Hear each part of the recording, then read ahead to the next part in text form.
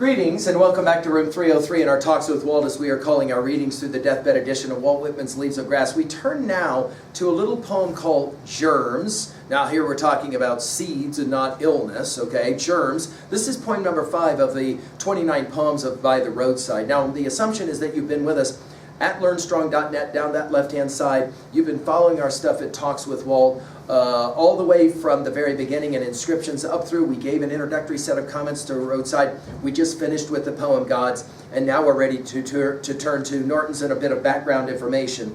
Norton's tells us this.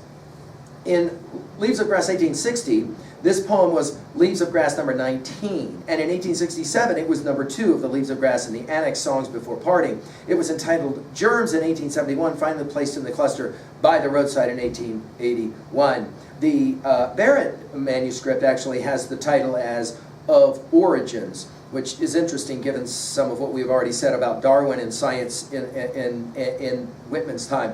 The germs are a strikingly concentrated figure of the transcendental each and all, and then there's a cross-reference to Emerson's poem Each and All, which, if we have time, we'll finish with that. So I want you to consider, I mean, I love to point stuff like this out because you're taking your study of Leaves of Grass as seriously as you are. Notice that for the last 2 poems, Gods and Germs, and then the next poem, Thoughts, notice that we have these one-named titles. Do you see this? Now, what's interesting about this is that up to this point, we've only had 5 of these so far. We will have 9 of these one-words titles in Roadside. By the way, there's 40 total poems in the deathbed edition of Leaves of Grass that will play with this one title gig. And we're going to have the word thought or thoughts used 8 different times in Leaves of Grass, which is kind of fascinating as well. Let's go ahead now, read the poem, and do a little bit of annotating afterwards. Forms, qualities, lives, humanity, language, thoughts, the ones known, the ones unknown, the ones on the stars themselves, some shaped, others unshaped, wonders as of those countries, the soil, trees, cities, inhabitants, whatever they may be, splendid suns, the moons and rings, the countless combinations and effects, such like and as good as such like, visible here or anywhere, stand provided for in a handful of space, which I extend my arm and half enclose with my hand, that containing the start of each and all, the virtue, the germs of all. And notice right away with the very first word, forms, we have to think about Plato's Republic and, of course, Book 6 as we get ready to study Book 7 in the Cave Allegory. We've given full accounting of this on learnstrong.net. Notice the second word, qualities. We're getting 6 of these, by the way. Lives, humanity, of course, language immediately comes to mind with Whitman, and then thoughts. Notice, this is what all great artists and poets are going to focus on. The ones known, the ones unknown, that we call this translinguistic, right?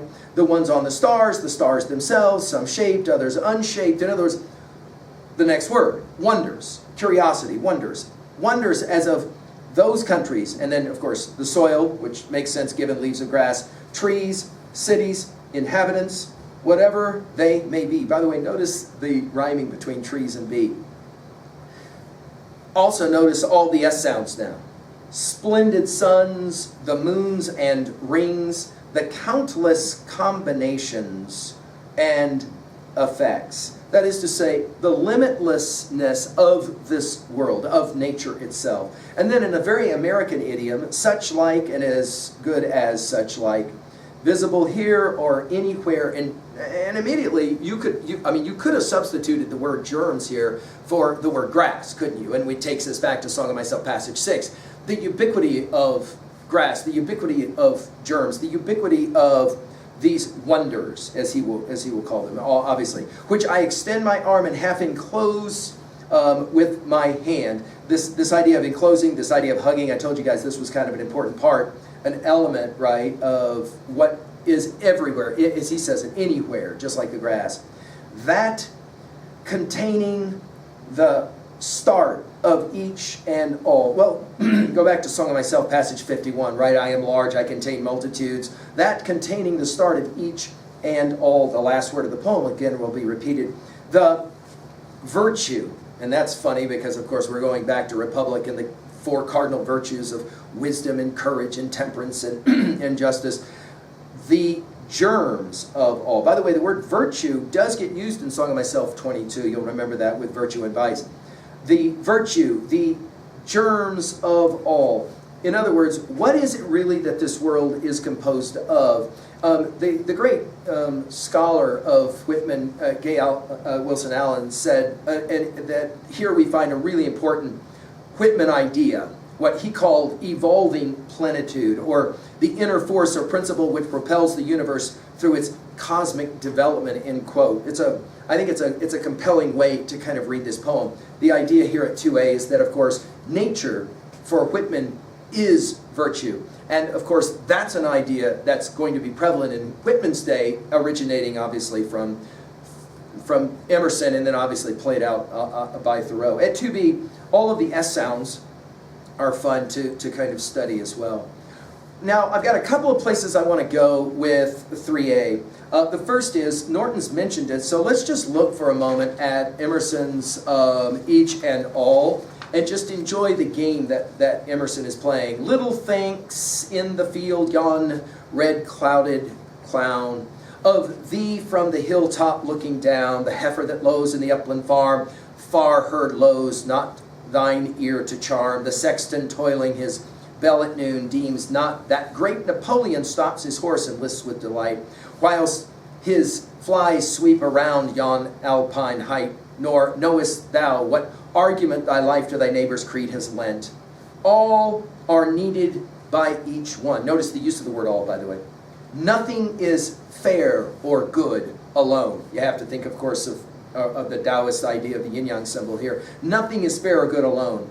I thought the sparrow's note from heaven singing at dawn on the alder bough. I brought him home in his nest at even. He sings the song, but it pleases not now, for I did not bring home the river and sky. He sang to my ear, they sang to my eye. The delicate shells lay on the shore, the bubbles of the latest wave, fresh pearls to their enamoral gave, and the bellowing of the savage sea greeted their safe escape to me. I wiped away the weeds and foam. I fetched my seaborne treasures home, but the poor, unsightly, noisome things had left their beauty on the shore with the sun and the sand and the wild uproar. The lover watched his graceful maid, as mid the virgin train she stayed, nor knew her beauty's best attire was woven still by the snow-white choir. At last she came to his hermitage, like the bird from the woodlands to the cage. The gay enchantment was undone, a gentle wife, but fairy none. Then I said, I covet truth, beauty is unripe childhood's cheat. I leave it behind with the games of youth. As I spoke, beneath my feet, the ground pine curled its pretty wreath, running over the club moss burrs. I inhaled the violet's breath. Around me stood the oaks and firs. Pine cones and acorns lay on the ground. Over me soared the eternal sky, full of light and of deity. Again I saw, again I heard, the rolling river, the morning bird.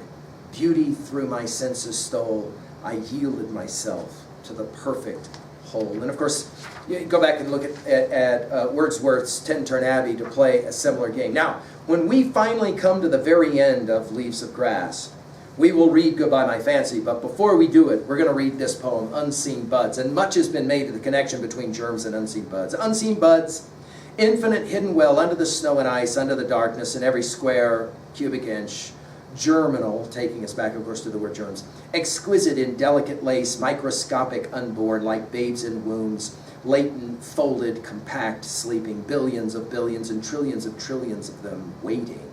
On earth and in the sea, the universe, the stars there in the heavens, urging slowly, surely forward, forming endless, and waiting evermore, forevermore behind. Well, of course, both of these poems work rather nicely with germs to lead you now to this question. Do you agree, for example, with Emerson and, of course, Whitman, that nothing is fair or good alone?